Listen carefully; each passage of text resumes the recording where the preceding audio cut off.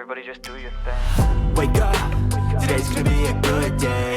Wake up, today's gonna be a good day. Wake up, today's gonna be a good day. Wake up, today's gonna be a good day. Welcome, fabricators. Today we're diving into OneLake Security. I mean, that's pretty obvious by the title of the video, right?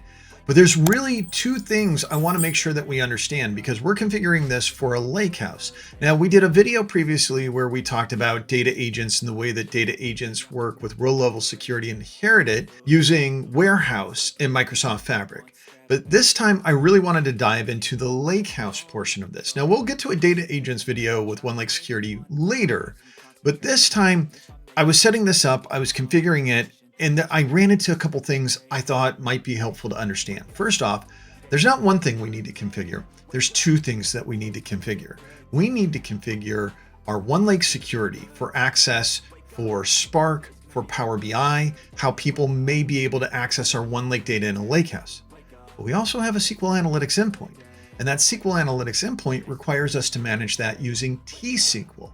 So just because we use one doesn't mean that the other will necessarily work. It's important that we configure these two things so that they are the same and we get the same results regardless of how people connect.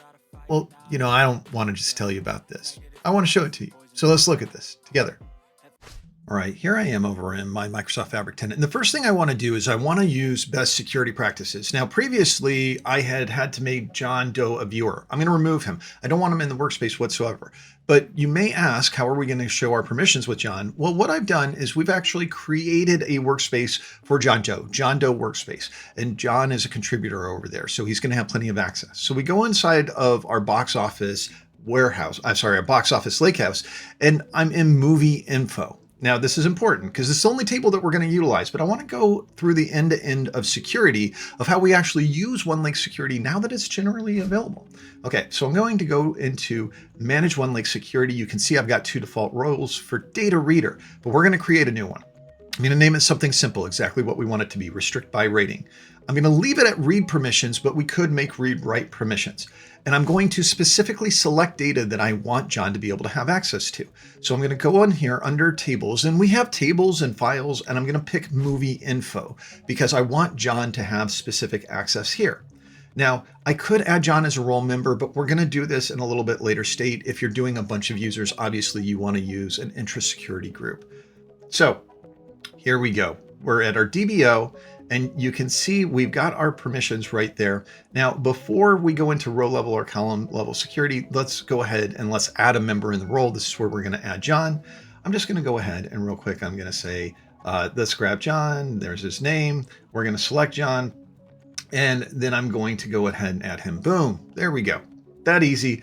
John is now in our OneLake Security role. But keep in mind, this only manages OneLake Security, and we're going to get to that in a little while. So let's go ahead, and before we test as John, we have to grant connect permissions. And so we come in here, we're going to say manage permissions. When we add user, I don't need to add any additional permissions, just grant access to people. And what's going to happen is this is going to make sure and notify John that John has connect access. And that's what we need. So that way we can, as John, go and take a look at our information. So now we're logged in as John. I'm in John's workspace.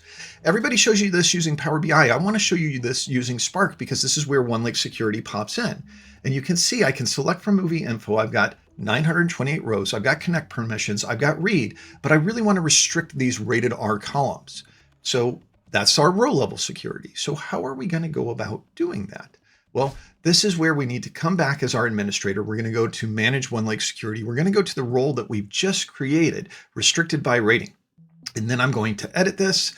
We're going to come down to the schema, and I'm going to select Row Level Security. Now, in Row Level Security, all I need to do is put a statement in here. I just click and it adds it. Select star from DBO Movie Info where rating not equals R. That easy. And John's not going to have access to rated R movies anymore. So let's go ahead and test this. So I come back over as John, run this from scratch this time. This time you'll see I don't have 928 rows that are associated with this. I only have 691, a little bit of fabric magic right there. And as I start scrolling through the results, you're not going to see any rated R movies pop up whatsoever. But let's be very direct. I'm going to say, give me the movies where rating equals R. And what you're going to find is that I'm just not going to get any results because the query won't be satisfied. Okay, exactly what we wanted to see. But I would still like to do a restriction. I don't want John to see budget information. So let's use column level security. So I come back over and all I have to do is select the budget column. Now you'll see it says remove. I click remove. Then I just need to click save. And this is automatically updated. So as a matter of fact, if I go right back over as John, let's go ahead and rerun. I haven't even changed my connection. Boom, you can see a little bit of fabric magic. The budget column is no longer there. So row level security, column level security, perfect.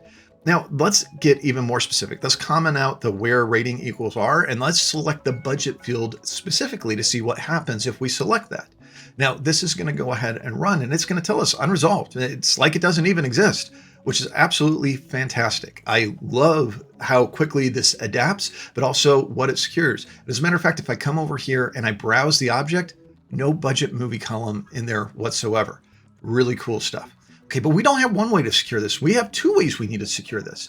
I'm going to connect as John, and what you'll find out on my SQL Analytics endpoint is that, well, first off, I don't even have connect permissions because the SQL Analytics endpoint is its own object where we need to manage security in a granular fashion. So if we've done our OneLake security and we want to allow people to connect through our SQL Analytics endpoint, we have to do both. So what do? Well, we're going to go to the SQL Analytics endpoint, and this is where we're going to manage this by code. So real quick, let's just take a look at these tables. Movie info. We know that when we select from movie info, I have 928 rows that comes back. If I do a select star and I pull all the rated R movies back, I've got 237 columns. And then if I want to do a group by query as well, we can see this sorted out by rank. We're going to run these same queries as John, and that's what I want to see. I want to see that how they become different over time as we apply security. Now, the first thing we need to do is we need to give John DB data reader, so he actually has access to be able to connect and to be able to select from the table. So we're going to go ahead and do that. So I go ahead and I do that. Now I'm on here as John, but you'll see 928 rows have returned, included rated R movies. If I look for rated R movies, 237 rows. And then if I group by count and order, I can see that rated R movies are in there. So let's start restricting John. We walked through this before, but then we're going to get to the second part, which I think you're going to find very interesting. So first we create our function in order to be able to have our security predicate. And then we put our security policy in place using and referring to our function.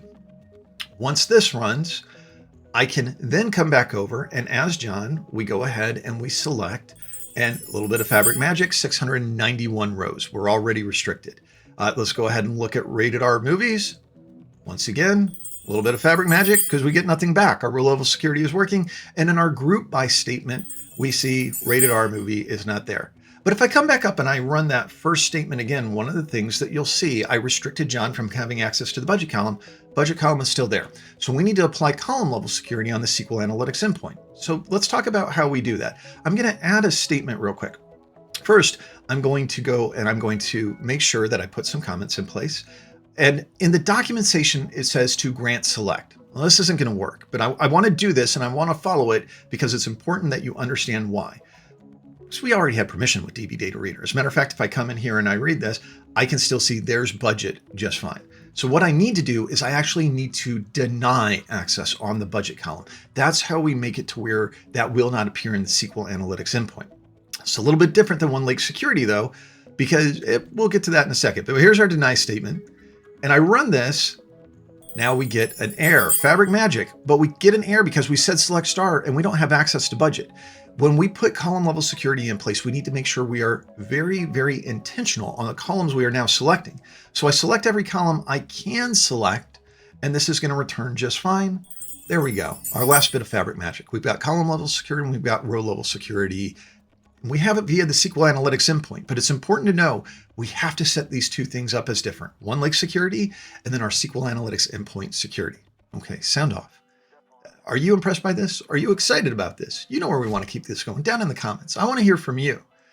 Are you excited about using OneLake Security to be able to lock down your Power BI reports, lock down the Spark utilization, and then also to be able to have that granular capability to lock down the SQL Analytics endpoint? We didn't even have to grant that access. We could have left it without access to the SQL Analytics endpoint. Very cool stuff, and I love how granular our security is getting. Okay, thank you so much for joining us on Tales from the Field. As always, be good to one another. Bye, everybody. Wake up, today's gonna be a good day. Yo, set your affirmations, aspirations.